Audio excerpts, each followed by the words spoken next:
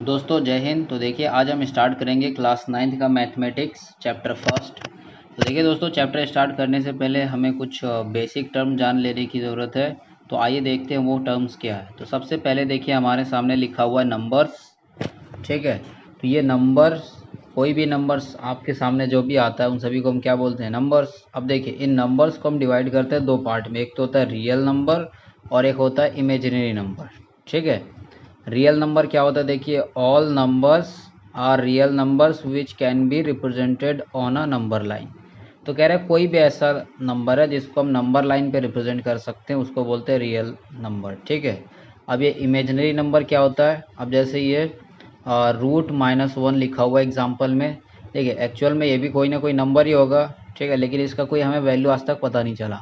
ठीक है, तो ये होता है इमेजिनरी नंबर, जो होता तो है बट एक्चुअल में नहीं होता। क्लियर हुआ। जैसे कि अगर मैं बात करूँ एलियन की, तो आपने बहुत सुना है कि एलियन एलियन है, तो ऐसा दिखता है वैसा दिखता है, क्या एक्चुअल में किसी ने देखा है आज तक, बता पाया है? तो मतलब क्या है, वो सिर्फ हमारा एक इमेजिनेशन है। क्लियर हुआ। तो सेम उसी तरीके से यहाँ पे भी हमारा एक इमेजिनरी नंबर सिर्फ हमारा इमेजिनेशन है। ठीक है, तो देखिए हमारे जो सिलेबस में है वो है रियल नंबर। तो हम क्या पढ़ेंगे, रियल नंबर्स के बारे में।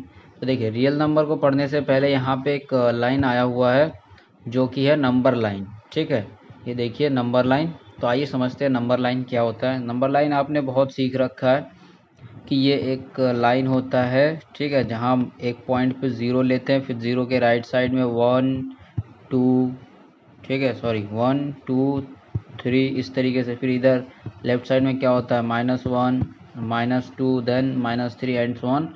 आगे इधर बढ़ता चला जाता है प्लस में, इस लेफ्ट साइड में माइनस में बढ़ता चला जाएगा और राइट साइड में प्लस में। क्लियर बात। तो ये जो नंबर लाइन पे हम दिखाते हैं इसी को बोलते हैं कि जो नंबर लाइन रिप्रेजेंटेशन। अब जैसे सपोज कि 1.5 दिखाना है तो वो कहाँ पे आएगा, वो 1 और 2 के बीच में आएगा।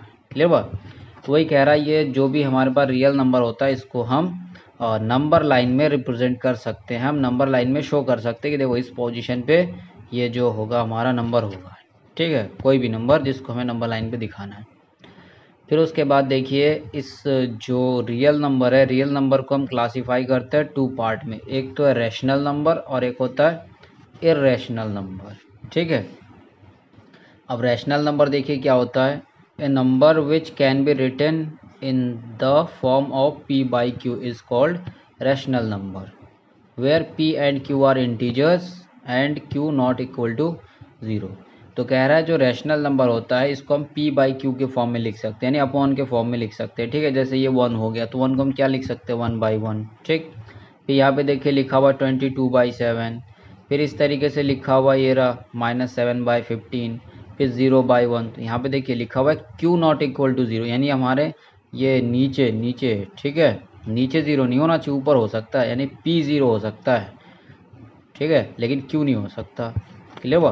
तो देखिए यहाँ पे अगर हम बात करें ये 22/7, तो p कितना हो गया, p हो गया आपका 22 और q हो गया 7। फिर यहाँ पे देखिए p की वैल्यू हो गया -7, q की वैल्यू हो गया 15, यहाँ पे p की वैल्यू हो गया 0 और q इज इक्वल टू हो गया 1। फिर यहाँ पे p अगेन 0 और q हो गया आपका 2। क्लियर हुआ। तो मतलब जिसको आप अपॉन के फॉर्म में लिख सके वो क्या कहलाता है, रैशनल नंबर, और जिसको हम p/q की फॉर्म में ना लिख सके उसको हम क्या बोलेंगे, इर्रेशनल नंबर। तो देखिए लिखा हुआ है a number which can not be written in the form of p/q is called irrational number. ठीक है, और एग्जाम्पल भी देखिए आपके नीचे लिखा हुआ है, जैसे कि √2 हो गया। ठीक, √2 को आप अपॉन की फॉर्म में नहीं लिख सकते, फिर इस तरीके से √3 को भी नहीं लिख सकते। क्लियर हुआ।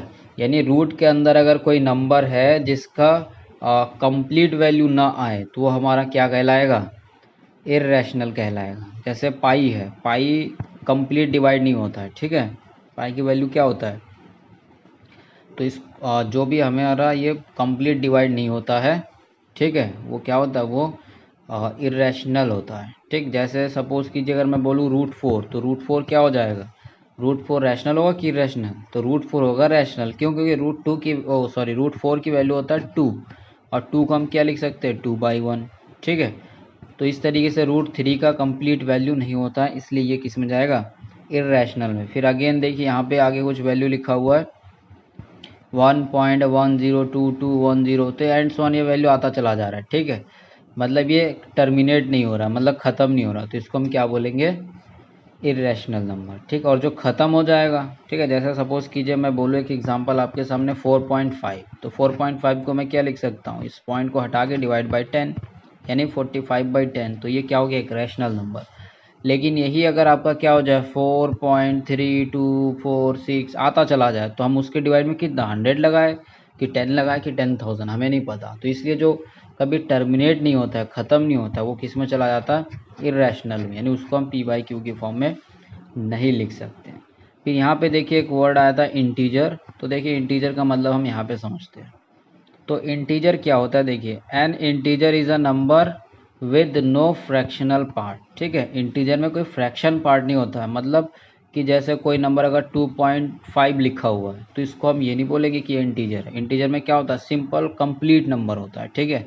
चाहे वो प्लस में हो माइनस में, उससे नहीं मतलब है, कंप्लीट नंबर होना चाहिए, ठीक है। तो देखिए यहाँ पे लिखा हुआ है माइनस इनफाइनाइट, मतलब माइनस में 100 बोल लीजिए, माइनस में 10,000 बोल लीजिए, फिर वहाँ से होता हुआ -4 -3 -2 -1, फिर 0 1 2 3 4 5 6 7 8 9 10 इनफाइनाइट तक कितना भी नंबर ले लीजिए, लेकिन वो कंप्लीट नंबर होना चाहिए, उसमें कोई फ्रैक्शनल नहीं होना चाहिए। फ्रैक्शनल पार्ट मतलब पॉइंट में नहीं आना चाहिए, तो वो नंबर क्या कहलाएगा, इंटीजर, ठीक है। सेम यही चीज़ हमने यहाँ पे भी देखा था कि p और q हमारा क्या होना चाहिए, इंटीजर होना चाहिए।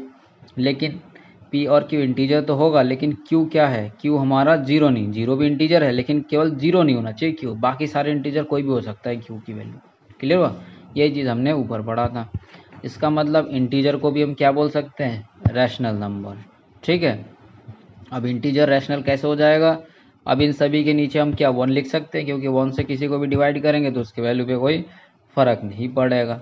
उसके बाद देखिए आता है हमारे सामने होल नंबर, कौन सा नंबर आता है, होल नंबर। तो देखिए होल नंबर क्या होता है, all positive integers including zero is called whole numbers, ठीक है। यानी कि इस जीरो से लेके ये इधर पॉजिटिव साइड में, यानी 0 1 2 3 4 5 6 7 8 9 10 करते हुए इनफाइनाइट तक कितना भी आप ले लो, लेकिन प्लस में होना चाहिए, तो वो क्या कहलाएगा, होल नंबर, ठीक है।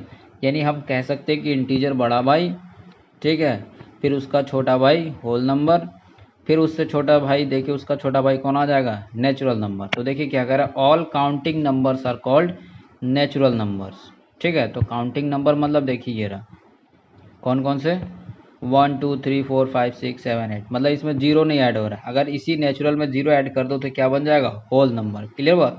अब वही 1 से स्टार्ट करो तो ये क्या हो जाएगा, नेचुरल नंबर, ठीक है। तो आई थिंक आपको मैं समझा पाया हूँ ये नंबर्स। तो देखिए इसको समझने के लिए एक मैंने छोटा सा यहाँ पे डायग्राम बना रखा है। तो देखिए ये पूरा जो कंप्लीट है, ठीक है, पूरा कंप्लीट जो सर्कल है वो कौन है, रैशनल नंबर, ठीक है। क्लियर हुआ। फिर इस रैशनल नंबर का कुछ पार्ट आ जाता है, जैसे ये देखिए ये क्या है, ये आपका इंटीजर, ठीक है। सबसे बड़ा कौन, रैशनल नंबर, फिर उसके अंदर पार्ट कौन है, इंटीजर, फिर इंटीजर के अंदर का पार्ट कौन है, होल नंबर, ठीक है। इंटीजर के अंदर कौन आ जा रहा है, होल नंबर, ठीक है। फिर होल नंबर के अंदर कौन आ जा रहा है, हमारे पास ये जो नेचुरल नंबर। क्लियर हुआ, यानी सबसे बड़ा कौन, रैशनल नंबर, फिर इंटीजर, फिर होल नंबर, फिर नेचुरल नंबर। तो यहाँ से क्वेश्चन, तो बताइए क्या हम नेचुरल नंबर को रैशनल नंबर बोल सकते हैं, आंसर है हाँ बोल सकते हैं। क्या होल नंबर को रैशनल नंबर बोल सकते हैं, तो हाँ बोल सकते हैं। इंटीजर को भी बोल सकते हैं, लेकिन क्या सारे रैशनल नंबर को हम नेचुरल नंबर बोल सकते हैं, नहीं बोल सकते। क्लियर हुआ, इस तरीके से हमें समझना। तो चलिए आगे चैप्टर में हमारे क्वेश्चन आएगा, वहाँ पे और क्लियर हो जाएगा। फिलहाल आप इस नंबर्स को ध्यान रख लीजिए। फिर उसके बाद देखिए आता है प्राइम नंबर्स। तो प्राइम नंबर देखिए क्या होता है, these numbers are greater than 1 and only factors are 1 and itself. तो कह रहा है ये प्राइम नंबर क्या होता है, ये 1 से ज़्यादा होते हैं, और इसका जो फैक्टर मतलब जिस नंबर से इसको हम डिवाइड करेंगे, तो इस नंबर को हम किससे किससे डिवाइड कर सकते हैं, देखिए 2 किससे किससे डिवाइड होगा, 1 से और 2 से। 11 किससे किससे डिवाइड होगा, 1 से और ये खुद 11 से। तो वही कह रहा है देखिए ये किससे किससे डिवाइड होगा, इसके जो फैक्टर है वो 1 होगा और इटसेल्फ मतलब ये खुद होगा, ठीक है। कि 1 से ज़्यादा होना चाहिए और इसके फैक्टर यानी ये जिससे डिवाइड होगा कौन होगा, 1 होगा और ये खुद होगा। ठीक है, जैसे 2 है, 2 किससे किससे डिवाइड हो रहा है, 1 से और 2 से, 11 1 से और 11 से, तो ये क्या है, प्राइम नंबर। जैसे 3 हो गया, 7 हो गया, ये सब क्या है, प्राइम नंबर, मतलब ये किसी और नंबर से डिवाइड नहीं हो सकता। ठीक, फिर उसके बाद देखिए आता है कॉम्पोजिट नंबर। तो कॉम्पोजिट नंबर देखिए क्या कह रहा है, these numbers having factors more than 2। तो कह रहे हैं इनके जो फैक्टर है वो 2 से ज़्यादा होता है। 2 से ज़्यादा मतलब देखिए 10 एक नंबर है, 10 के फैक्टर कितना, 1 भी हो सकता है, 2 भी हो सकता है, 5 भी हो सकता है, 10 भी। तो देखिए यहाँ पे 4 फैक्टर आ रहा है। ठीक है, लेकिन ऊपर कितने आ रहे थे, सिर्फ 2 आ रहे थे। क्लियर। जैसे मैं अगर 8 की बात करूँ तो 8 1 से भी हो जाएगा, 2 से भी हो जाएगा, 4 से भी हो जाएगा और 8 खुद से भी हो जाएगा। क्लियर बा। तो ये क्या हो गया, कॉम्पोजिट नंबर। फिर उसके बाद देखिए और नंबर, वो क्या है, ऑड नंबर। तो ऑड नंबर देख लीजिए, any integer that can not B divided exactly by 2। तो कह रहा है कोई भी ऐसा इंटीजर जो कि 2 से डिवाइड ना हो तो उनको हम क्या बोलते हैं, ऑड नंबर। तो देखिए ऐसे 3 हो गया, 1 हो गया, 7 हो गया, 13 हो गया, कंप्लीट डिवाइड होना चाहिए। ठीक है, मतलब पॉइंट में आंसर नहीं आना चाहिए, कंप्लीट डिवाइड होना चाहिए। फिर उसके बाद आता है इवन नंबर। तो देखिए इवन नंबर में any integers that can be divided by 2, मतलब जिसको हम सिर्फ 2 से डिवाइड कर दे उसको क्या बोलते हैं, इवन नंबर। तो देखिए जैसे 0 भी 2 से डिवाइड होगा, 0 को 2 से डिवाइड करेंगे तो 0 आएगा, 2 को 2 से डिवाइड कर सकते हैं, 4 को डिवाइड कर सकते हैं, 10 को, फिर 12 16 18 20। ठीक है, ये सारे क्या हो जाएगा, इवन नंबर। तो दोस्तों उम्मीद करता हूँ ये नंबर सिस्टम की सारी बातें मैं आपको समझा पाया हूँ। अगर आपको सच में अच्छा लगा है तो कमेंट सेक्शन में ज़रूर बताइए। ठीक है, और कुछ इम्प्रूवमेंट चाहिए तो वो भी बताइए। तो दोस्तों फिर मिलेंगे नेक्स्ट वीडियो में, तब तक के लिए हंसते रहिए, मुस्कुराते रहिए, पढ़ते रहिए। जय हिंद।